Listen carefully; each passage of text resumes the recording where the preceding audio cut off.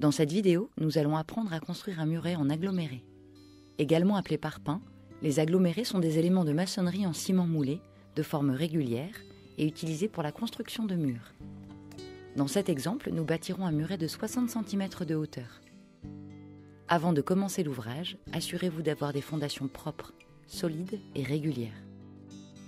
Pour bâtir un muret en aggloméré, nous aurons besoin d'un balai, d'une auge, d'une pelle, d'une truelle, d'une taloche, d'un seau, d'un cordeau de marquage, d'une ficelle, d'un niveau, d'une règle, d'un fil à plomb, d'une massette, d'un maillet et de gants de maçonnerie.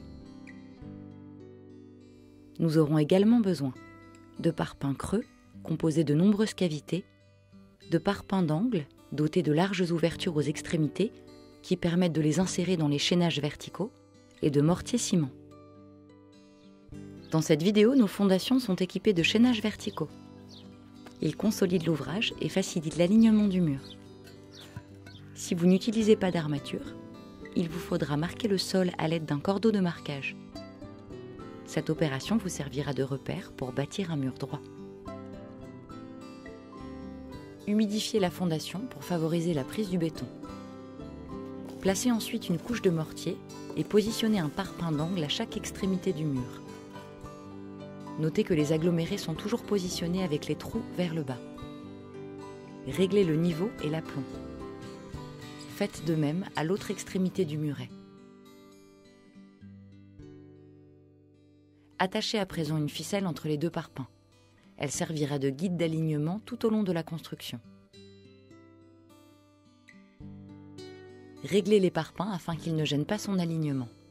Étalez du mortier sur une épaisseur de 4 cm environ. Placez le second parpaing dans l'alignement du premier.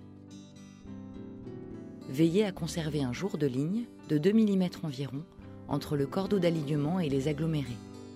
Vérifiez le niveau et l'aplomb. Versez du mortier entre les parpaings et insérez-le à l'aide de la truelle. Utilisez-la pour lisser les côtés du mur. Continuez à placer les agglomérés sur toute la longueur du muret. Prenez le niveau de chaque bloc et utilisez également une règle de maçon pour vérifier le niveau général du mur. Lorsque vous vous trouvez devant un trou plus étroit qu'un bloc, cassez un aggloméré, insérez-le et comblez de ciment.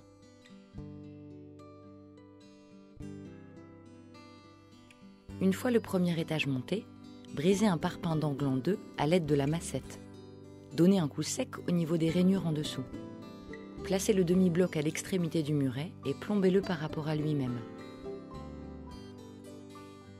Plombez ensuite par rapport à la première rangée de référence. Faites de même à l'autre extrémité du muret et tendez le cordeau d'alignement.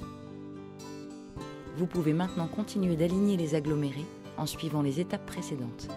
On peut voir que ceux-ci sont alignés en quinconce par rapport à la rangée du dessous. Cette opération est indispensable à la bonne solidité du muret. Au départ du troisième étage, continuez le schéma de quinconce en insérant des blocs entiers à chaque extrémité. Continuez ainsi jusqu'à la hauteur souhaitée en gardant à l'esprit qu'il faut vérifier l'alignement, le niveau et l'aplomb. Terminez en remplissant les trous des chaînages verticaux. Laissez sécher l'ouvrage pendant 48 heures et coupez les chaînages qui dépassent.